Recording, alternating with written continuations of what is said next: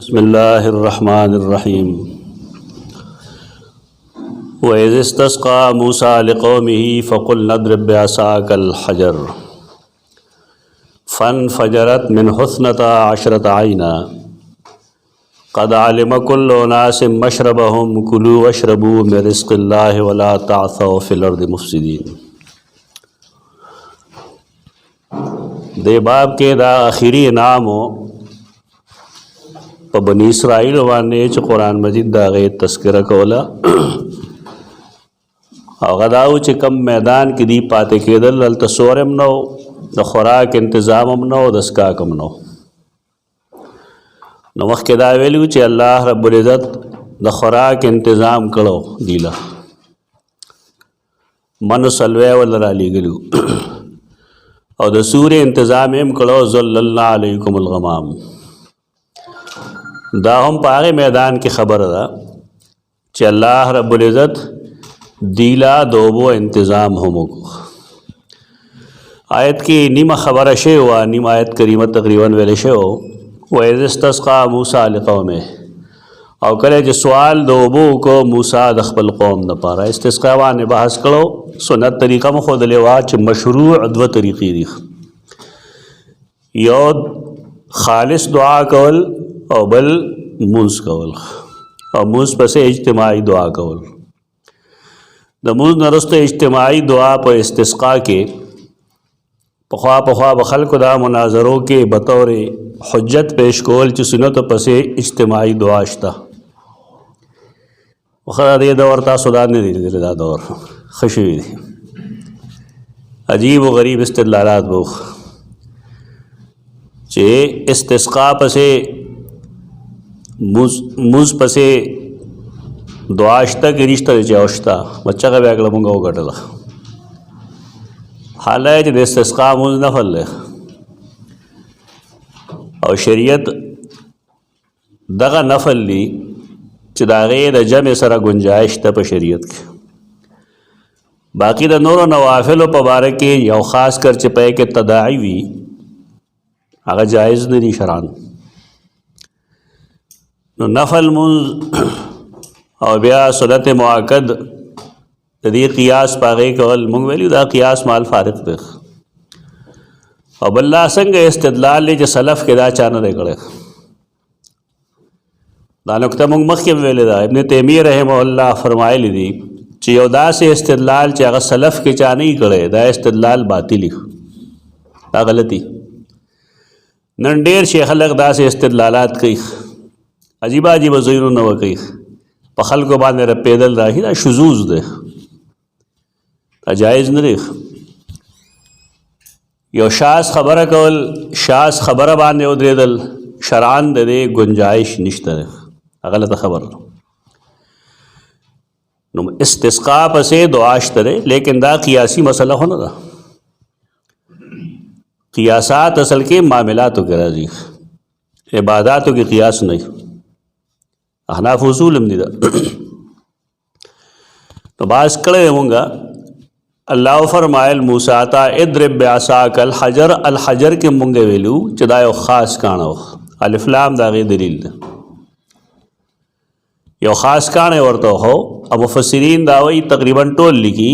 चदा काने सगट न वर्कोट कानो और दीचे व पागे मैदान के कम कम ख्वात लल नबे जान सर गर्जो और अलतना बदा मामला के दल उखकारा च दा दुमरा तफसील कम कई तो दा तफसील कुरान और हदीस की निश्ता तो दे सोर्स अगर इसराइलियात यानी इसराइली रिवायात पर बुनियाद दा खबर कोलिशी मुफस्सिरीन इसराइली रिवायत पर बुनियाद लिख ली देख असल दारा चे सैयदना अब्दुल्ला बिन आमर बिन अल-आस रज़ी अल्लाह अन्हुमा आगता संदूक़ न मिलोशियु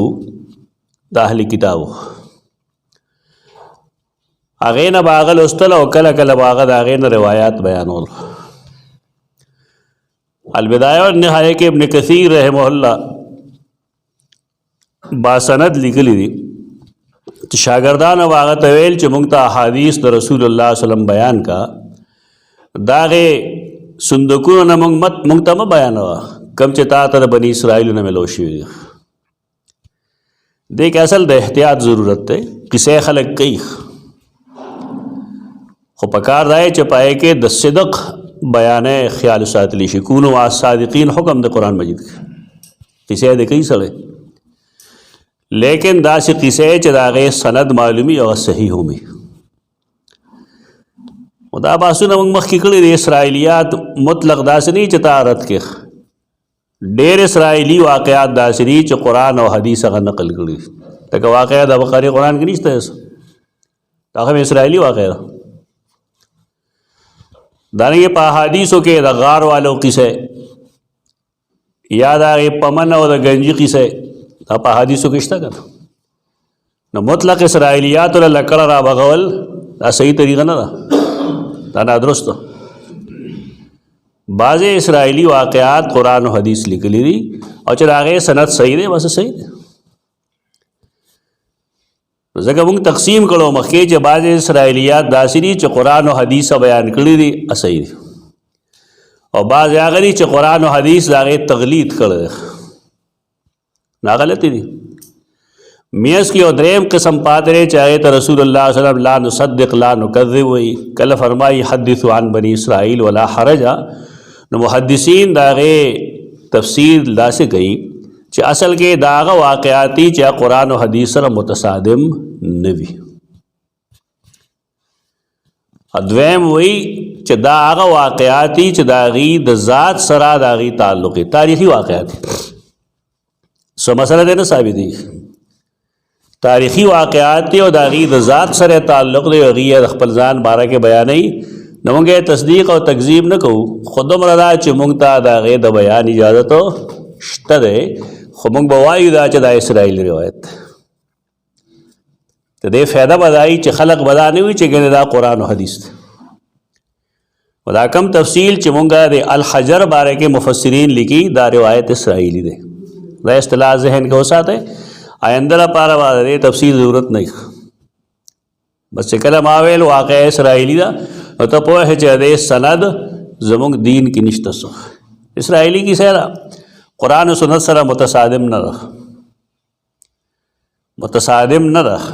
ځکه چې ثابتېږي ته څه شی معجزه، دلته کې هم دا بطور معجزه خبره ده. کله چې اوبه غوښتې موسی سوال د اوبو کو موسی د خپل قوم دپاره، نو ویل مونږه اضرب بعصاک دعا درې او به یو سیز بل سیز لرا بغول، یو سیز بل لرا گزارول، دیتا عربے کے ضرب ہوئی. خلق ہوئی دو ضرب دو افغانان بوئی دعا چه دعاو که اوه ندا چلو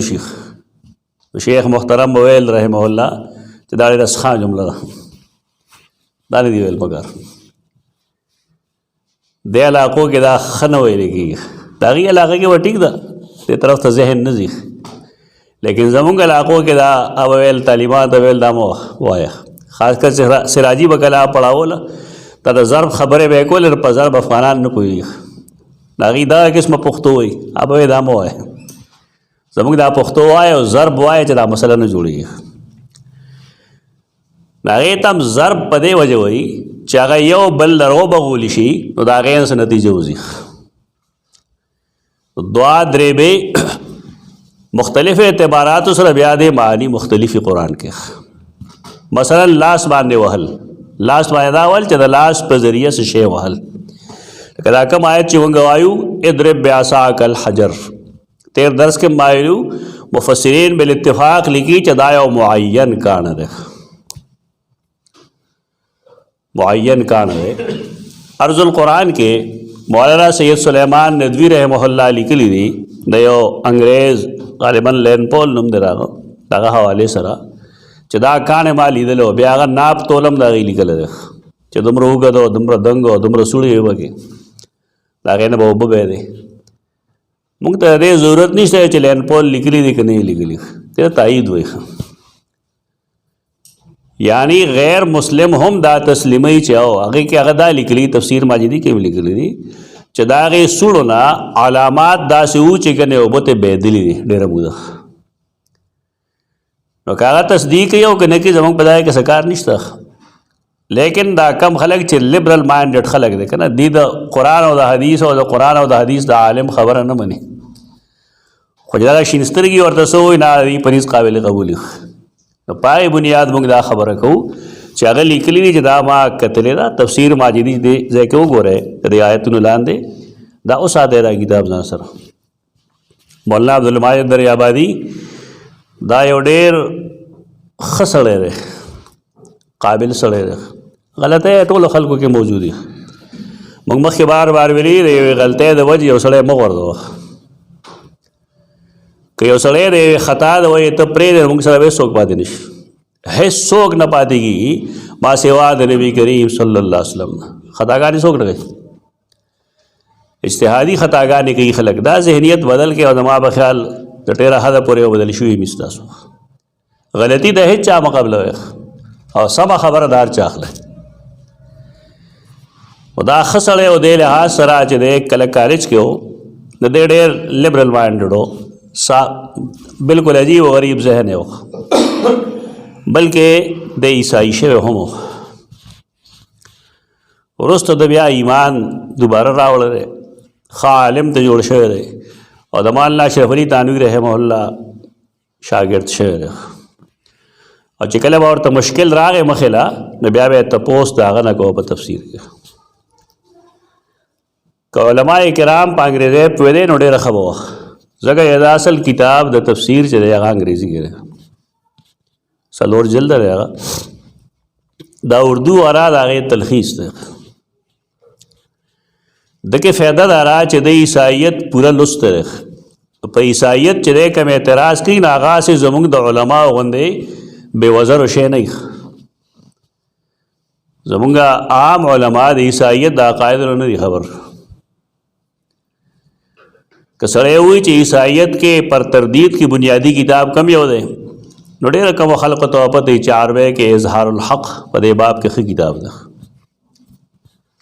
د مولانا رحمت الله کیرانوي. د حافظ ابن قیم کتاب دې باب کې چې دی د حافظ ابن تیمیہ رحمه الله هغه ښه دی، لیکن چونکې دا خلک وقتاً په خپل کتاب کې تحریف کوي. په دې وجه نه د رحمت الله کیرانوي کتاب په دغه لحاظ بهتر دی چې هغه د دې دور د بایبل ښه جایزه ده. که دغه نه نو بیا اردو کې د دغه کتاب تلخیص لیکلی شوی دی بایبل سے قرآن تک، دا 3 جلده کتاب دی. د غریب سړي څوک نوم نه اخلي.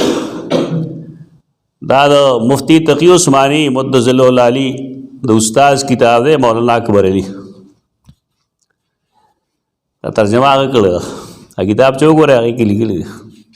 خو هغه خرڅېږي تقي صاحب په نوم باندې. دا علمي ده زموږ د عمل کې. په کتاب زما نوم راشي نو ما څوک نه پېژني، خو چېرته یو شیخ نوم پرې راوله بیا تماشه کوه. خلک هم دغه دی چې هغه اکابر پرست دی که نه، بس مشر نوم پرې راغی اوس کتاب په دړه دړ خرڅېږي. کتاب کې دننه څه نه ګوري چې پکې دی څه شیخ. دغه ډېر د کار کتاب دی او د هغې باره کې خلقو دا لیکلي دي چې که دا کتاب چاپ کېږي مسلسل دغه شان اظهار الحق یا د هغې تراجم او خلق یې وګوري مسلمانان یا عیسایان هم وګوري نو دنیا نه به د عیسایت جرړه وځي. اب بالکل بنیادی کتاب ده. دا لیټسټ 2 کتابونه دي، په کې نزول مسیح او فلان فلان دا سيزونه هم شته. پکې ډېر د کار سيزونه دا بدعات اوس پیدا شوي دي. خلک د نزول مسیح او د صعود مسیح قائل نه دي، بلکې یو دانشور صاحب خو پکې دا هم وایي چې قرآن کې د عیسی علیه السلام اسمان ته راتلو څه ذکر نشته. دا فتنې دي او د کېږي نه سړی. پکار دا چې د خپلې زمانې د فتنو نه آګاهي او د هغې د جوابونو نه هم خبري. کنځلې نه جواب پکار ده،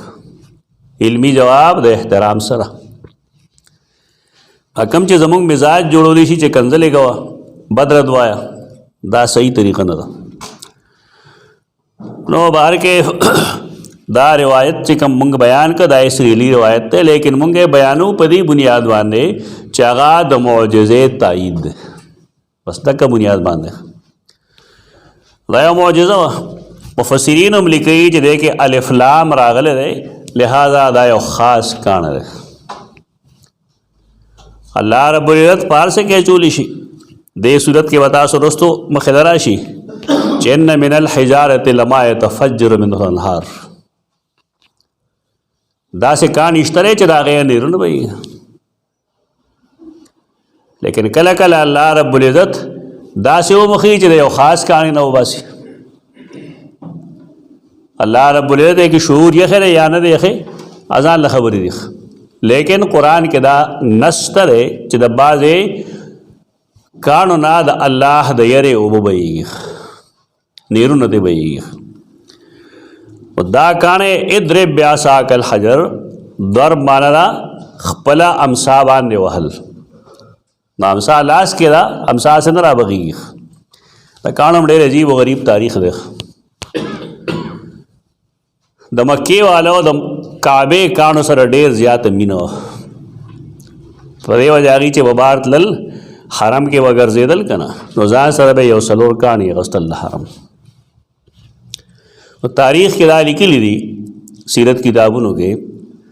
چې حرم کې وګرځېدل نو چې د هغې زړې نه به بله ښکلې راله نه به یې راواغسته. نو خلکو دا عام لګولی دی چې یو کاڼی به یې وغورځو نو بل به یې راواغست، د بل ځای نه د حرم کاڼی به یې راغست. او دا د هغې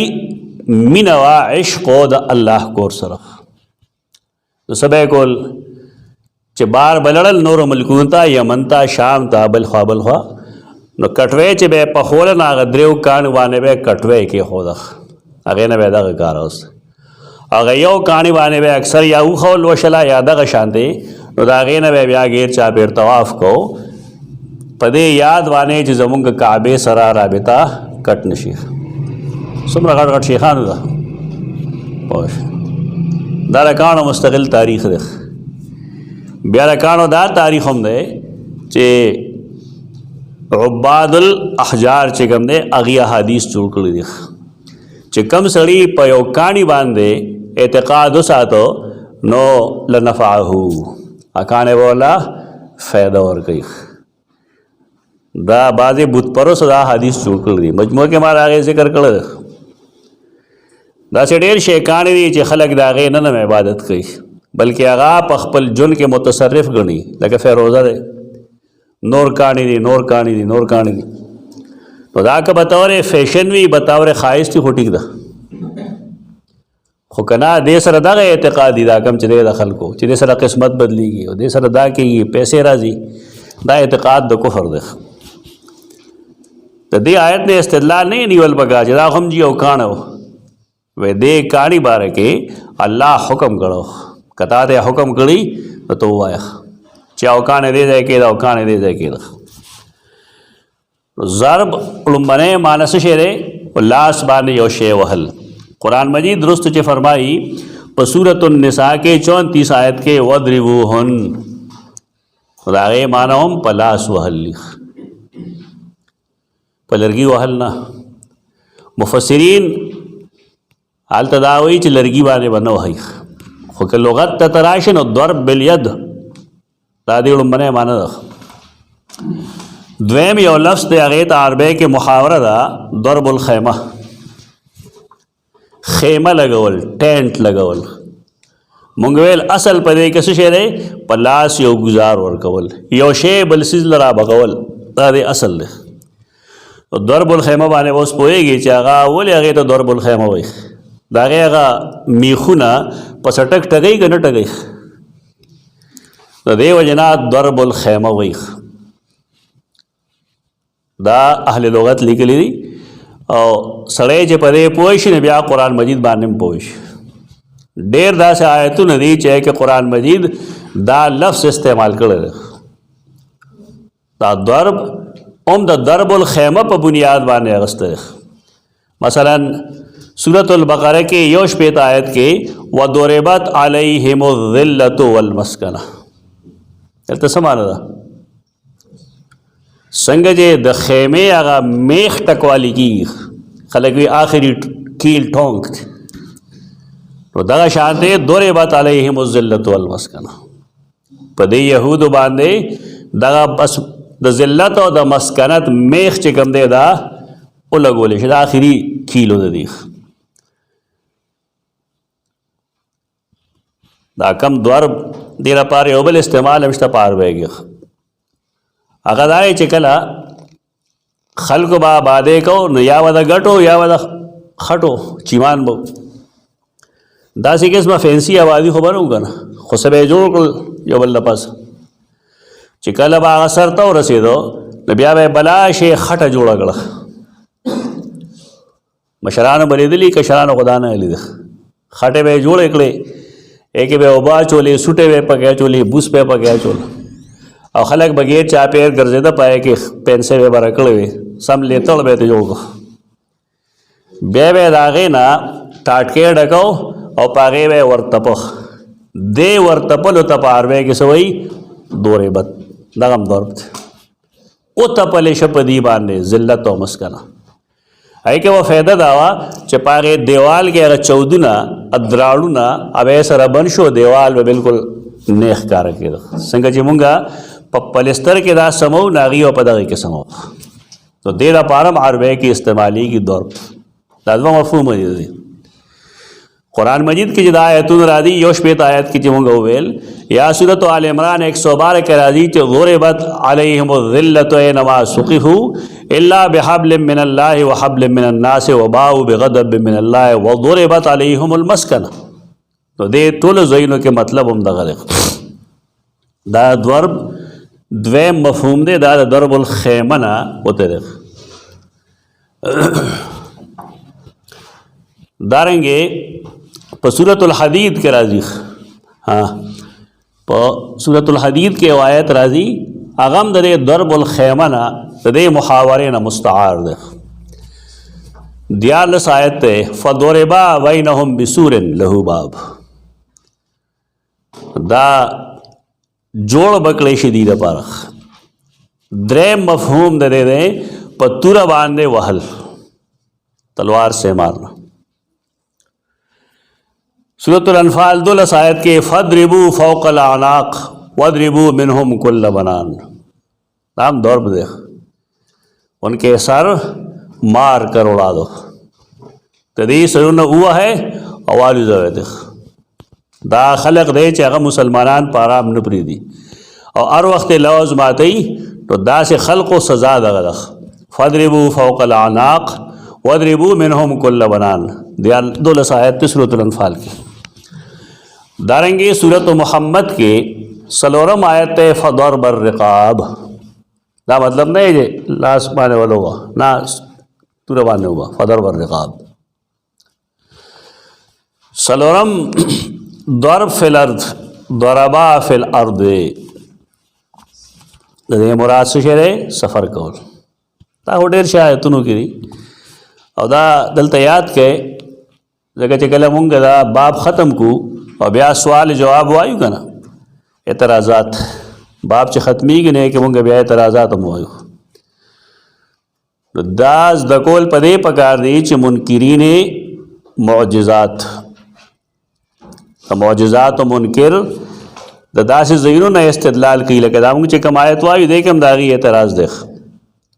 چې فقل نضرب بعصاک الحجر دې نه د هغې غلط استدلال دی جواب بال ته ښه درته خو استدلال دا دی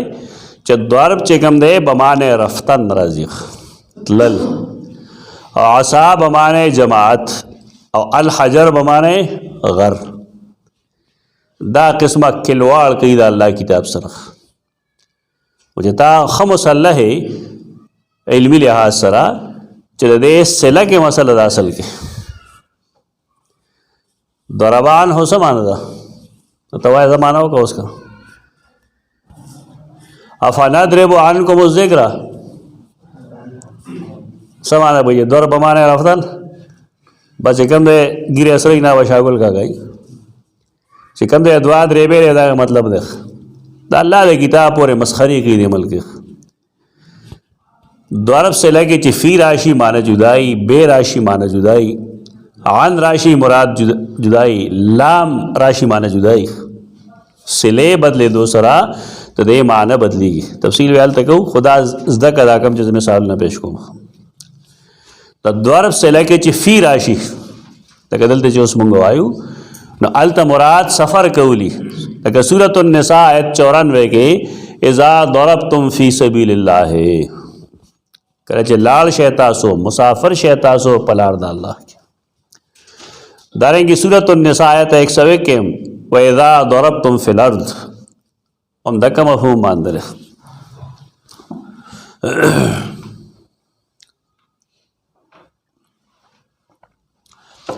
سورۃ المزمل شل آیت کې واخرون یضربون فی الارض دا ضرب سے لکه فی راغله په دې ځایونو کې مراد سفر کول پنځم د دې مفهوم قرآن مجید کې چې مونږ ګورو ناغا یو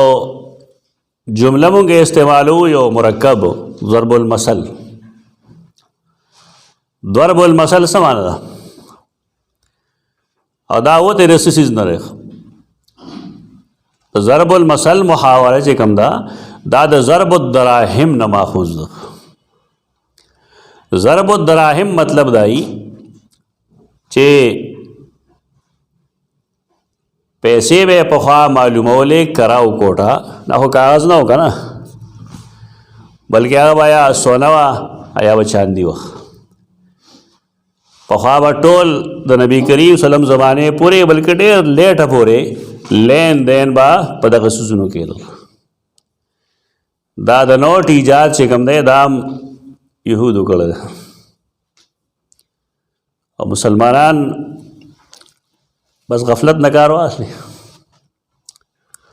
دومره سادهګي نه خو چې ټول عمر اوس یهودي لوشي یهودي ورته هناس دي کرنسی هغه جوړ کړه د کرنسی نقصان دا شو چې هغه سونا او سره او سپین ځان ته جمع کړل اذن ټول دنیا باندې داغي اقتدار ده دا غلطي موږ چې خلکو ته وایو عصري علوم کې هدي بدی شي عصري علوم کول پکار دي او دومره ترقې سره کول پکار دي چې انسانان مسلمانان جوړ کی فایده ورل ورک داغي غلامان کوي نه نوٹ څه شي خو عام کاغذ او پاره باندې او دستاویز دی بس او داغه نقصان دا شو چې ورلد بانک یا آی ایم ایف دا چاري دا يهود او هغه زینا د هر مسلمان نه یوازې بلکې د هر مسلم او د غیر مسلم حکومتونو په مالی شاهرګ ناشتي چې ساغي وي دی به خامخا گئی دا علمی کمزوري ده دا الله او د رسول د دین یا د ذکر اذکار نه بهتر څه شي نشته لیکن مسلمان بچ کول او مسلمان د دیوالی کې دون روخل دام د مسلمانانو ذمہ داری ده دې طرف ته څوک توجه نه ور کوي اگه څوک ور کوي تقی صاحب لره الله جن ور کوي هغه دې طرف ته لګه توجه کړي ده لګنه ډېر کړي ده دا زموږ د علماء نه پری دي ویلې رسول مرګ ته آګي دا سے حالات چې پې کې دنیا کې سل پسلو کې سود روان ده نو کاغه تعالی دا سی او بینک ترقی چې کې 90% پورې پاک ده مسله او 10% پورې پې کې سود ده نو ګناه کې وسه کمه راځي کې ونه راځي نو داغه منګولې مضبوطول پکار دی او ګناه سره دی کې اختلاف کول پکار دی دا زمونږ عجیب او غریب دا زمونږ مدارس والو ذهنیت تر ټولو چې چونکه زماده فرقې نه دی او زما جماعت سره نه خلک چې پسې څه ویني وي اختلاف زمونږ مشته په بعض مسایلو خو کوم شی چې سم دی هغه سم دی دا کار سم دی زمونږ د مفتیان نه پیږي دا چل لږه خالص سود خو نه دی کنه الله بنده او بل لا چې تاسو سره حل دی چې نن ټوله دنیا کې لین دین په بانک باندې کیږي تاسو سره حل دی زه پېښ کړم یعنی یو سړی په خپلم څه شی نشي پېښ کولای او بل سړی دا غیر لپاره حل ذلیقی زما یقین دارې چې لشل کاله پس ک الله دل جون ورکو ټیم د دوم دک شانتي نو دا شی بالکل ختم شي سودی معاملہ بالکل ختم شي خو د یورپ نه به د سود د بانک نه سود سوګو واسي اگر چې داغي خياران کم معاشیات باندې پوریږي اقتصاد باندې ناغي وی چې زمونږه نفع پدې کې دا چې مونږه اسلامي بانکاری شروع بلا سود هغه تسلیمي دا اوس خو یهود خو دې نه پرېږدي څوک. یهود داسې قوم دی چې هغوی دا خباستونه کوي، دا رواني کوي. ضرب الدراهم اصل کې دغه و چې کله به پیسه معلوموله کراو کوټه. ښه یو لطیفه درته ووایم، هغه دا چې تاله څوک نوټ درکړي که ناش لیدلي یا لګي نه، نو تاسو چل کوئ هغې سره؟ بینک والا نه اخلي. هغه زمونږ خلک نورو نوټونو کې کېږي نو ویل دی د یو مسلمان او د عالم منځ کې او د یو امي او د غیر مسلم منځ کې فرق د حلال او حرام دی. تلف کوئ ته چا دوکه کړی ته بل څوک مه دوکه کوه. دکا فرق دی کوم چې موږ ته زمونږ استاد محترم بهو چې که زم دغه شان کار وکړم نو په ما کې او په دغه سړي کې څه فرق دی. لږ دې سیز ته خیال ساته. موږ لم راکړي خلک دا برهاني وخاندل دا بینکونه والا هم روانې کوي دي چا ګېډې درکړي درله که نه په کمه غاړه نه شمېري ناسم وي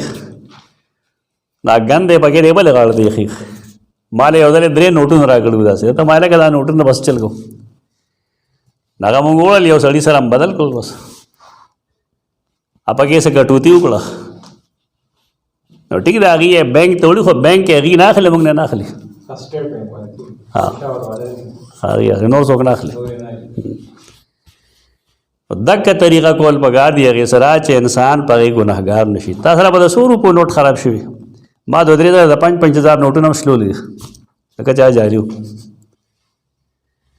زه چا دوکه کړم زه ولې بل دوکه کړم. کاش چې مونږ کې دا صفت راشي یو شی غلط دی ولې زه بل له ورکړم. نو بار کې هغه چې به کرا کوټه معلومول نه به یو بل د پاسه کېښودی خښته به هم یو بل د پاسه کېښودی خښته چې شمېري یو بل د پاسه کېږدي د یو قطو شمېري بیا دا ټول دومره دي. دارنګې ضرب الدراهم به مو د پیسو کرا کوټه چې به معلومو نه په دې طریقه به معلومو ضرب الدراهم. د دغې نه ضرب المثل لفظ جوړ شوی دی. ضرب المثل دا معنی ده چې یو خبره داسې طریقې سره بیانول چې په هغې د بل څیز وضاحت وشي دا ضرب المثل ده. پښتو کې ورته خلک متل وایي که نه متل جدا څیز ده ضرب المثل جدا څیز ده. اوس قرآن مجید کې داسې شته دی اوس ضرب المثل محاوره سره د ضرب الدراهم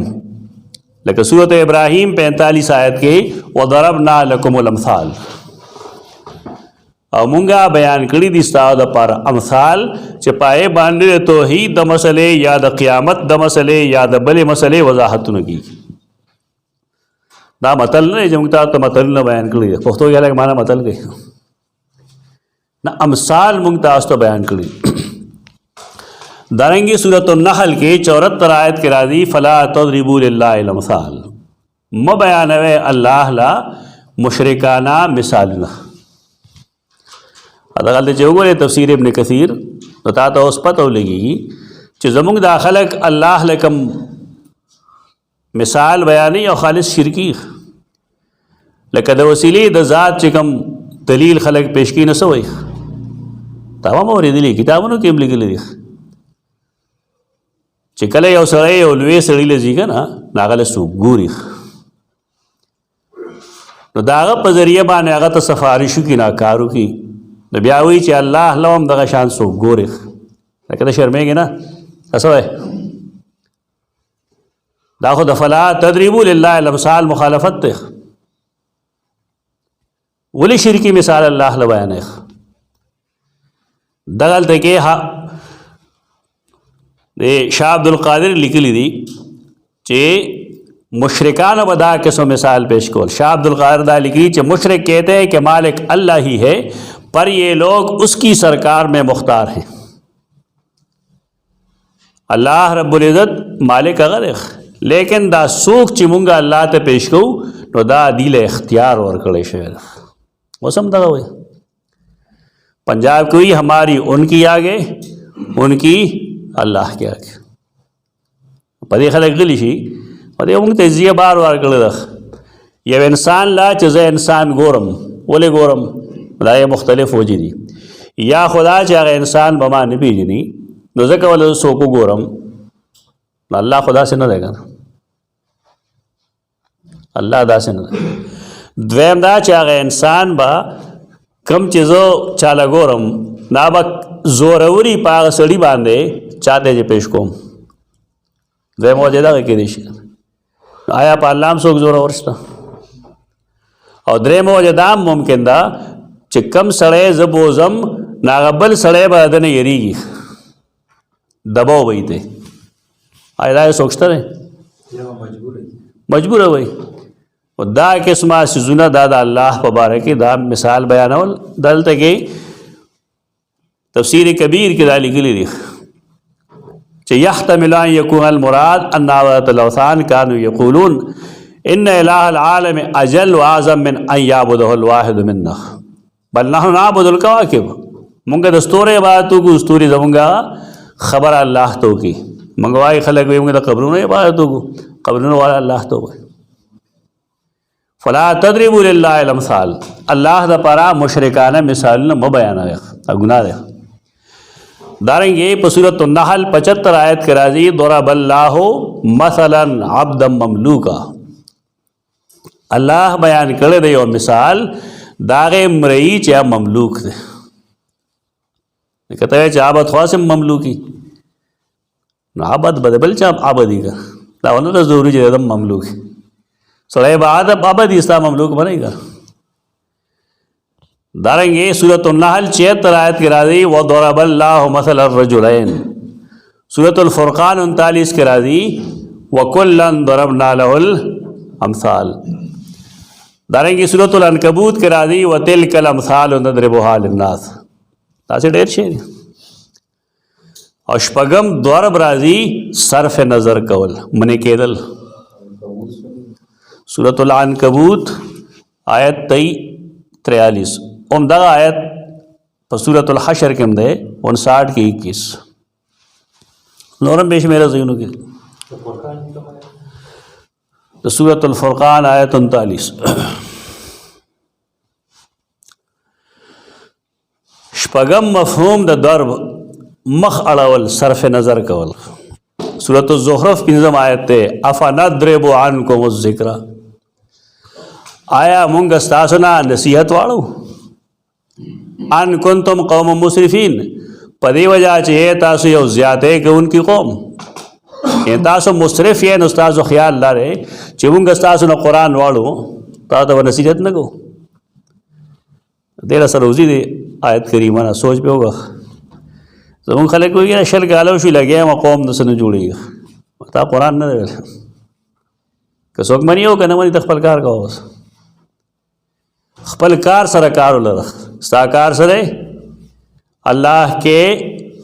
نام کا ڈنکا بجاتے چل دا الله د نوم نغاره غوا خپل کار کوه بس ستا دغه سره کار دی څوک مني او دې مني که نه مني نه مني ستا نه خدا تپوس نه کوي چې فلان کی منلی او که نه منلی ستا نه تپوس دا دی چې تاسو کول اعطا قلیلا واک دا کې مراد ده چې د قرآن او حدیث لږ باندې خدمت وکړي او بیا استاد به ویل بیا ورته غټ غټ مخې ته راشي اعطا قلیلا لږ حق یې د قرآن او حدیث ادا کړه بیا څه شو واک دا بس غټ غټ رکاوټ مخې له راغی اوس نو څه نه وایي دا نه دي ویل پکار. خپله ذمه داري وپېژنه زموږ ذمه داري دا ده چې موږ به قرآن او سنت ته خلک رابلو که یو کس اوري که دوه اوري که څوک اوري نه دا یې سره زموږ کار نشته.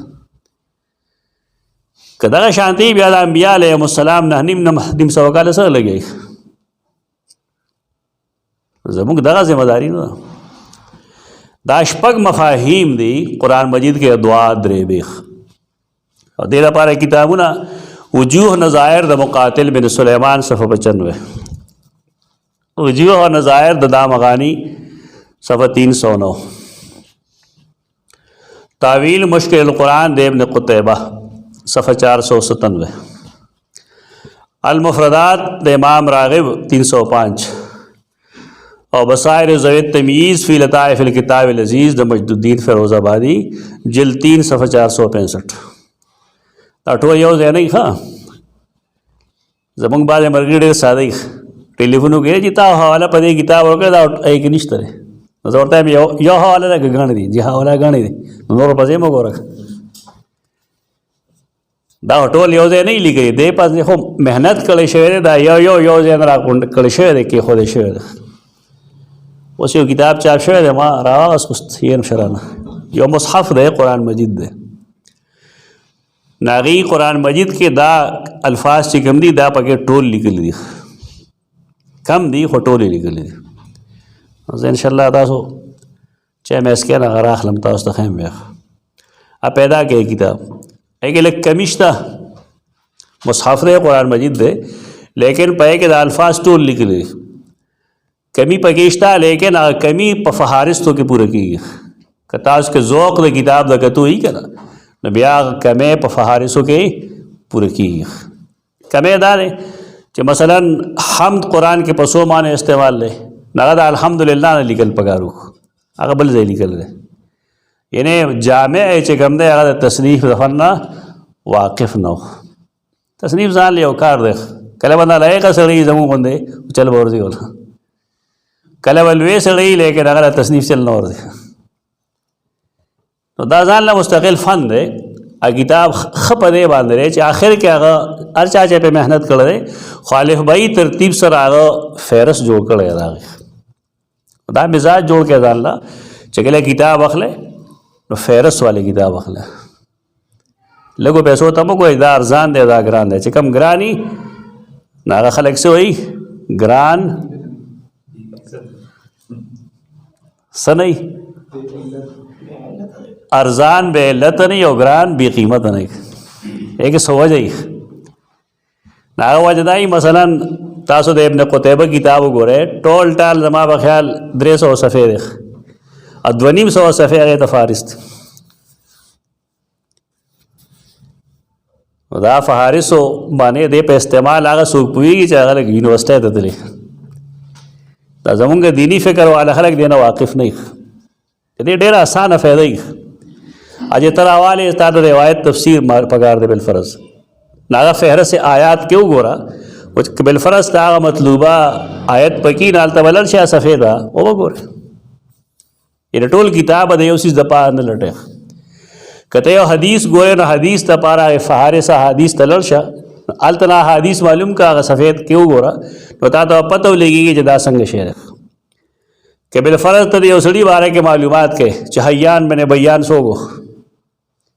تا یو نم دے عام طور استعمالی گی تا سو گو حیان میں نے بیان لا نعلم. القاموس کی لگی دے فیروز آبادی چہیان میں نے بیان آغا سوک دے چدا آغا نہ پلار معلومی نے مور نی استاذ معلومی نہ شاگرد دا تو حیان میں نے بیان اصطلاح دا محدثین حیان لان دے القاموس کی لکھ لیا القاموس المحیط کی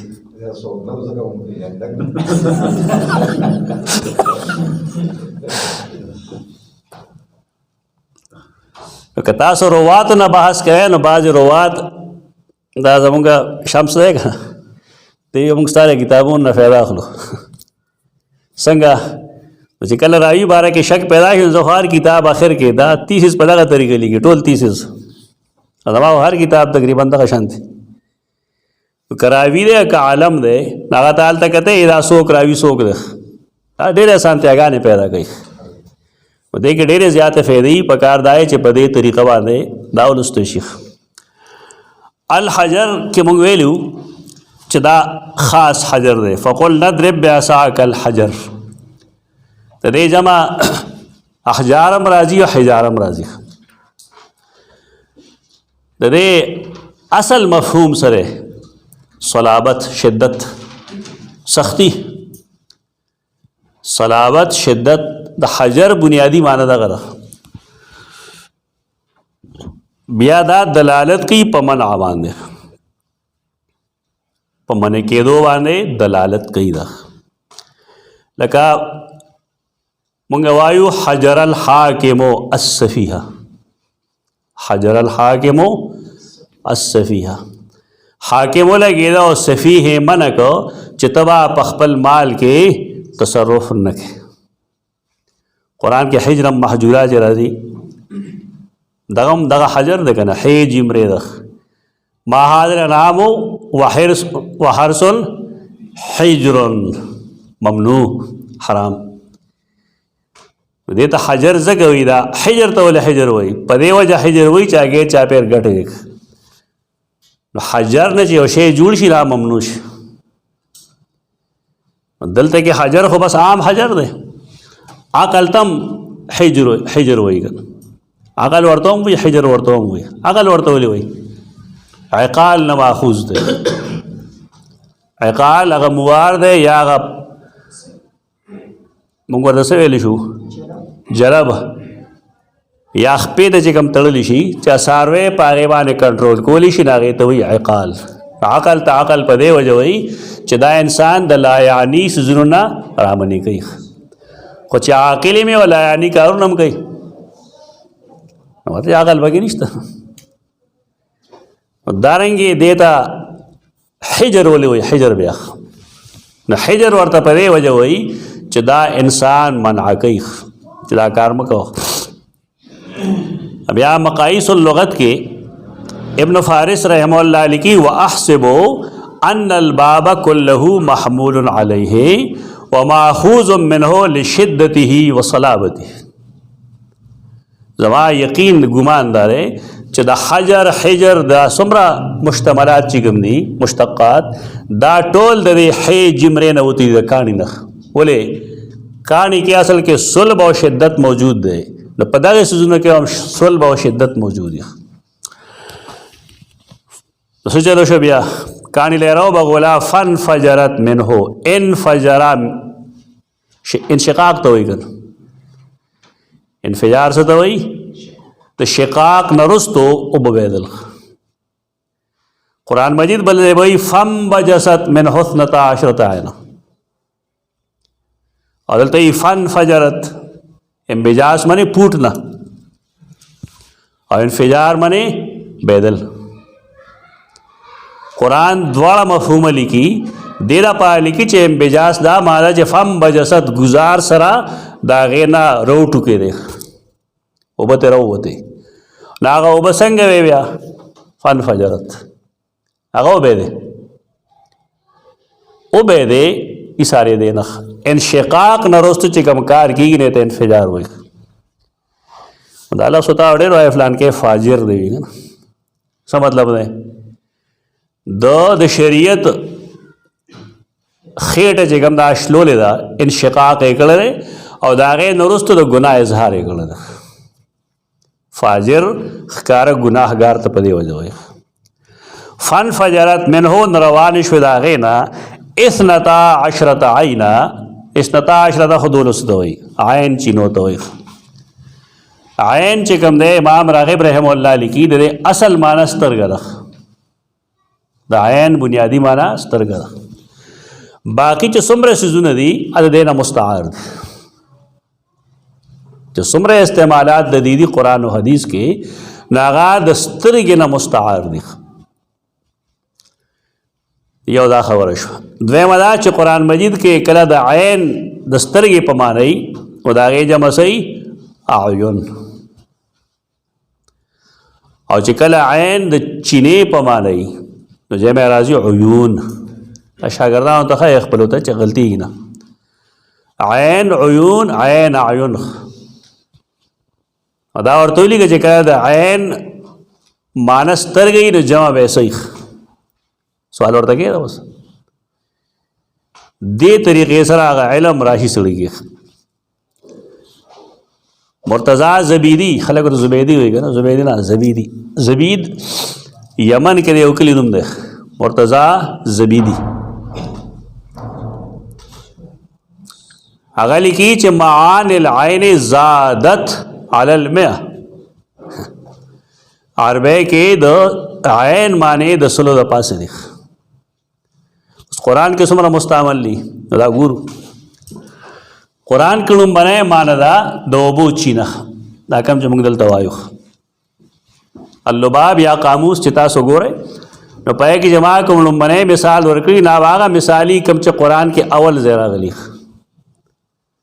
په دې طریقه دای چې تاسو هغه راواخلئ نو هغه ځایونو باندې اول ځایونو کې نښې ولګوي ځان ته اسانه وشي. زمونږ داسې شاګردان هم شته چې هغې ټول لباب راغسته دی هغه قرآن کې لیکلی ځان ته اشارات وګښ چې کوم لومبی ځل راغی لکه دلته کې دا 60 آیت دی یا 61 آیت دی په دې آیت کې دا راغلی دی نو دا کم معلومات چې زه وایم نو دلته کې اشارتن لیکلي چې په دې معنا نو صورت فلان آیت فلان په دې معنا تفصیل نه لګي خلک او سامخې ته قرآن مجید پرو دی خلک راړي که تاسو څوک د قرآن مدرسین یې نو دغه چل خپل کوي آسانه طریقه ده. لکه ته به ولیکې چې معانی العین د عین معنی لومبی به ولیکې چینا نه ته بس ولیکې 2:60 دو باندې سورۃ البقره لکه تکلیفو کا سورتون نمبر زده دغه اوس مسله نشته سورتون نمبر زده کا ډیر پاسانه وځي.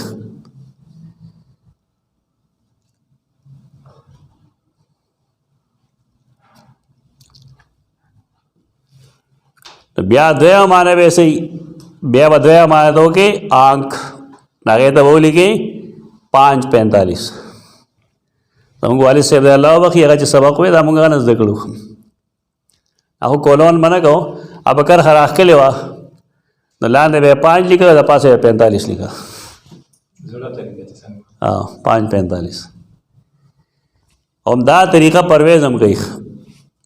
ته لاندې دا کتابونه چې ګورئ نو کتابونه کې ډېر زیات پوهې حوالې پې ډېر شي خو کار ځای کې ته صورت فلان صورت فلان صورت فلان صورت فلان لیکلی وي کیسې جوړه شي بس هغه دا لنډه خبره جوړه کړو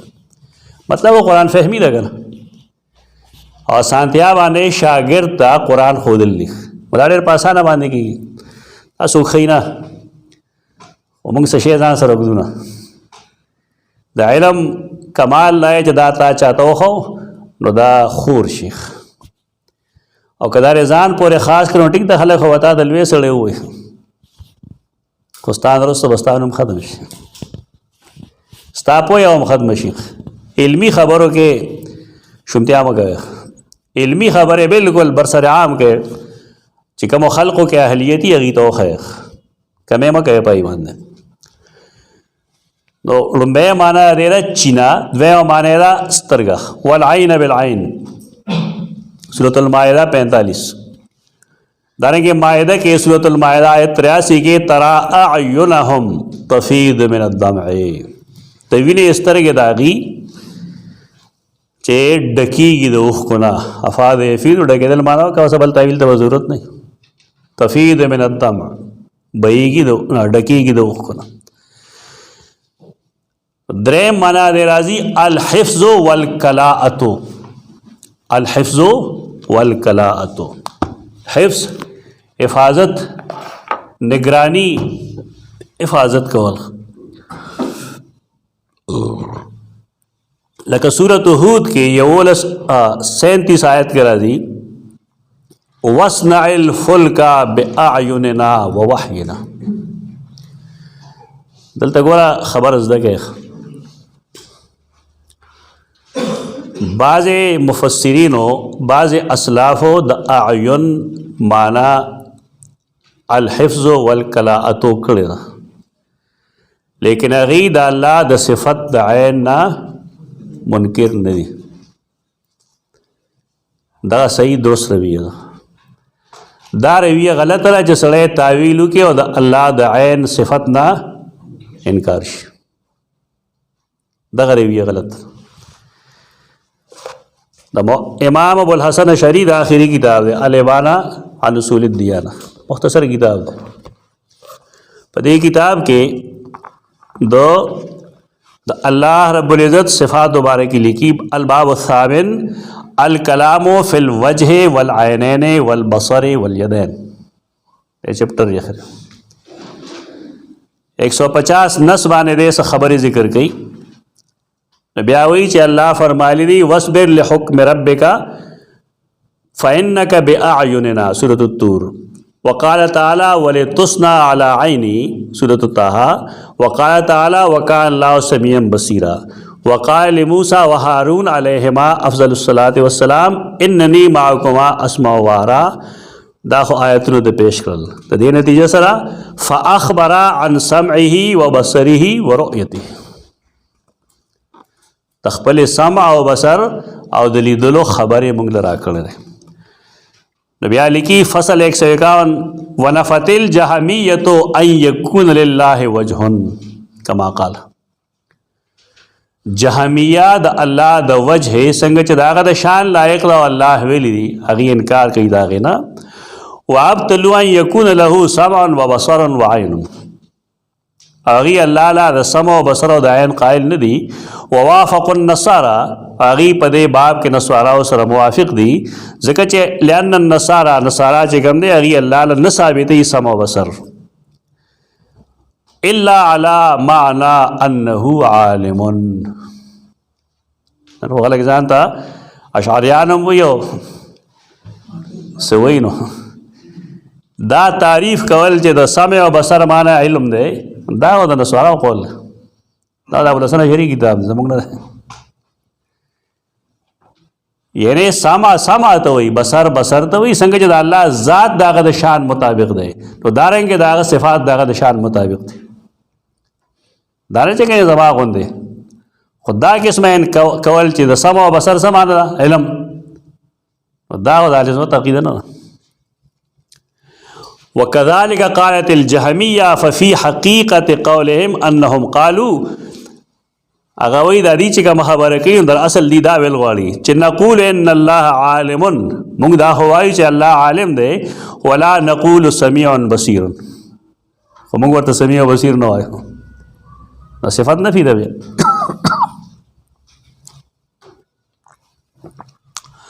وكذلك قول النصارى بیا وی وقالت الجهمية ان الله لا علم له ولا قدرة ولا سمع له ولا بصر وانما قصدوا الى تعطيل التوحيد والتكذيب باسماء الله عز وجل. دا قسمه تعویلات چې کوي خلق ته د اصل مقصد دا چې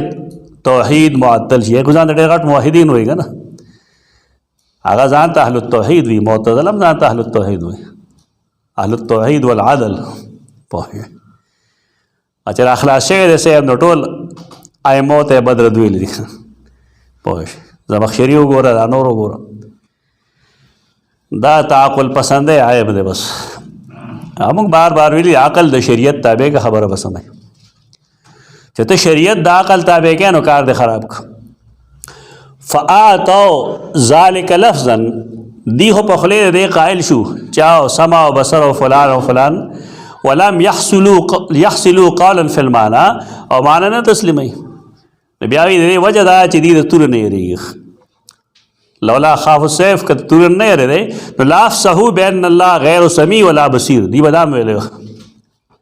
چې الله نه سمیع نه بصیر نه عالم دی ولكن خوف السيف منعهم من اظهار زندقتهم لیکن دی د تور دی یرینا خپل زندقت پټ کړل دا کتاب والے ځان الله په کاله دا چې ته شیخ نو وای متکلم شیخ وګوره چې هغه د علم الکلام نم واقفي او دینم واقفي چې تا توخی چې سلف سا عقیده په دې باب کې دوار کې همغه د الله د صفات د عین منکر نه یو خو که چا دا تعویل کړي په دې بنیاد باندې ډېر شي اصلاح وکړل. امام بهقی کتاب چې کوم دی الاسماء والصفات هغه کې دویم جل کې دا بحث خو مستقل اشتال دول لوي چې دې کې بعض خلقو تعویل کړي لیکن هغه تعویل سره هغه د الله د صفات د عین منکر نه دي نو ټیک دی که سره د استوا مطلب دا څه بیانې کوم چې عام طور بیانې خود صفات د استوا منکر نه ٹھیک ده خو استوا باندې استوا الله بیا استوا وسم دک شی دی دا غلطه خبر استوا دا معلومه درچات نو بار کې حفظ و قلاءت تو هم وی حفاظت کول ہوتا سورۃ ہود آیت 37 سترګه باندې یو سورۃ المائده 45 بل سورۃ المائده 83 بل سورۃ البلد کې مستدغ علم نجعل له عینین ولسانا وشفتین. قرآن کې سورۃ الفرقان کې راځي چې د عباد الرحمن دعا دا چې مونږ سره مونږه زمونږ اولاد او زمونږ ښځې زمونږ ټبر زمونږ سترګې په هغې یخېږي قرة اعین وجعلنا للمتقین اماما او مونږه د متقیانو امامان کې هلته کې دا بعضې کسان ډېر عجیب و غریب خبرې وکړي انسان چې کله د غم نه جاړي که نه نو د هغه اوښکې ګرمې د غم نه چې جاړي اوښکې ګرمې او د خوشحالۍ نه چې جاړي نو بیا اوښکې یخې اوس قرآن دغلته چې وي قرة اعین د دې مطلب دا چې دی به دومره خوشحالي چې د خوشحالۍ نه به جړا هم ورځي لیکن هغه جړا به یې د سترګو یخوالي د قرآن ډېر عجیب و غریب تعبیرات دي خو کاش چې تاسو د اصلاحو کتابونه وکتئ که نه واحدي کتاب وګورئ کم سے کم نور نشئ کتلی د واحدي کتاب وګورئ التفسیر البسیط د قرآن مجید ډېر فهم دی په دغې کتاب کې ٹھیک ده ضعیف مفسر دی اقوال پردی نقل گئی لیکن ښه کافی قرآن فهمی ده پایږي بس خلکو ته پته ولګي چې پلان کې شی کمزور دی نو خپې ورته اړمېږي خپې ورته څه اړمې او ډېر لوی سړی دی تو دریم مونږ ویل دا د حفظ و قلات په معنی استعمالیږي صورت هود آیت 37 کې دارنګه سورۃ القمر آیت 14 کې مرادی تجری باعیننا جزاء لمن کان کفر او سلورم د دې مفهوم دی دا راځي د الله د صفت په معنا باندې لکه سورۃ طه کې 39 آیت ولتصنع علی عینی زموږ د سترګو وړاندې معنی وکړه وستیک نه لیکن تشبیه باندې وایي چې زما غوند سترګې او سلورم معنا دی دا د خلکو مخکې یو شی راوستل سترګې باندې مراد د خلکو د سترګو مخکې راوستل سورۃ الانبیاء کې راځي فاتو به علی اعین الناس لعلهم یشهدون راولې هغه د خلکو مخکې خلکو مخې ته راولې د دې لپاره چې هغې د هغه تماشه وګوري تاسو څه معنا کوئ چې هغې هم ګواهي وکړي ګواهي خو په هغه شوې ده په ابراهیم علیه السلام خو ګواهي شوې ده سمعنا فتى یقال له ابراهیم بیا زموږ استادان وایي چې فتح هغه ځوان او داسې او داسې وکړه نه دا خو ټیک ده لیکن عربی کې خو فتح نه صفت د ضم دی او نه صفت د مدح دی دا د پښتو خبرې دي دا د پښتنو پریز خبرې دي عربی کې لفظ فتح چې استعمالیږي دا په ضم یا د مدح نه دا کومو خلکو چې ابراهیم ته فتن ویل دی دا هغه دوستان کو دشمنان یو څنګه ورته فتن وای چې قالو سمعنا فتن یذکرهم درو سزا نکتی خو کله کله بی بنیاد دا بی بنیاد خبري راشي دا ما چې کوم تغلید تا دا خو دا منهاج السنه کې ابن تیمیه لیکل هغه لیکي چې فتا چې کوم دی دا نه صفت لفظ اسم دا نه د مدح دی او نه د ضم دی هېڅ نه دی یو عامه خبره ده بس موږ ټوله په دې نقطې بیا جوړو لګیا یو هسې طالبانو هم خورا خپل هم خراب مدارک لیکلي الذي لا يبدا قبل الفعل ولا يزكي بعد الفعل څنګه هغه ذات ته الذي لا يبدا د کومې عربۍ لحاظ سره فتا خو دې ته نه وایي فتوت څه ته وایي نوجوانی ته وایي فتوت نوجوانی ده فتا معنی نوجوان عربی ته هم وګوره کنه دا ونه چې تفسیر لیکل دا یو تعویل باغ غړي تعویل کې دی دا معنی نه ده فتوت دا نوجوانی نو بیا زمونږ نوجوانی دا راو نوجوانی ځان ته په دې پوهه چې هیڅ یو نبی د 40 سال نه مخکې پیغمبر شوی نه دی ولې څنګه فتاو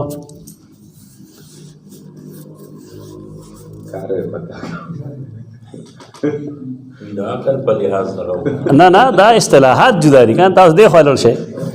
اصطلاح د عربي جدا ده او اصطلاح د نور خلکو جدا ده او د عربی په اصطلاح کې نه دا صفت د ضم دی او نه صفت د مدح دی بس محض یو وضاحت کوي چې دا یو سړی و نو بار کې څلورم دغه معنی ده او सलोरम माना दगवा सूरत अल-अंबिया आयत 61 और पिंजम माना दाद है यकीन पर माना बांधे थम्मा लतरवन्नहा आइनल यकीन यानी वाकई पस्तर को बार तक कतल ची आइनल यकीन दे तो दा वकी दा कम पिंजम आने ची मुंगा हुए तो दा वजूहुल कुरान हैरी व आलिम दे दागे सफ़ा 311 के अलवजूह व नज़ायर दाम गानी सफ़ा 344 मुफरदात द इमाम राग़िब सफ़ा 369 और बसाइर ज़वित तमीज़ जल्द 4 सफ़ा 5 संगा दखल को अगा एक शे बदल के ना बदल दा से जो द्रेम नंबर खुस्तास हो हिफाजत और निगरानी खोए के बाद तावील तस्तो को जब बाद खलक तावील की हिफाजत माने की नागे दा पारम शागा अब या सलोरम दाओ चदाब असल के दा दलते के माना गलती शुए दा आगा चारों दाबल 5 थे दाबल 6 थे दलते के बाद अल तकीब अबुल हसन शरी रहमहुल्लाह दावी चिकते के तावील शिनुम टिक दा यानी बमाने सिफतुल्लाह उनको रदा से भाई बेमाना सिफतुल्लाह दा अल्लाह ताला दे सिफत पमाना बांधे नो फन फजरत मिन हुस्नता अशरत आइना दा उनास कम खबरी ज़गूर बाक़ूल क़ौली हाज़ा अस्तग़फ़िरुल्लाह लकुम व लिसाइरिल मुस्लिमीन।